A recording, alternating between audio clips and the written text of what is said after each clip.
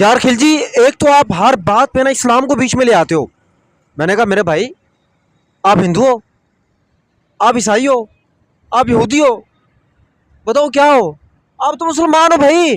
तो आपको, मैं भी मुसलमान हूँ, तो हमने तो भाई इस्लाम की ही कोई मिसाल देनी है, इस्लाम की ही कोई तारीख की हमने कोई मिसाल देनी है। इस्लाम से ही हमने सबक सीखना है, इस्लाम से ही हमने अहकामात लेने हैं, इस्लाम को ही हमने फॉलो करना है।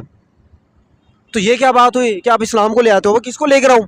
अब अगर जुल्म हुआ है, अब अगर इस्लामाबाद में जुल्म हुआ है, 26 नवंबर को जुल्म हुआ है, तो हम जुल्म को जुल्म तो कहें। हम मुनाफिक क्यों बन रहे हैं? हम अब्दुल्ला बिन अबी क्यों बन रहे हैं? हम कूफा वाले क्यों बन रहे हैं? मैंने आपको एक मिसाल दे दी कि जब करबला की, उस वक्त देखें, हम जो दूसरे कुछ लोग थे, जो मुनाफिक लोग थे, कूफा वाले, जिनको हम कहते हैं अहले कूफा वाले, जो तमाशा देखते रहे, तो हम तो वही है।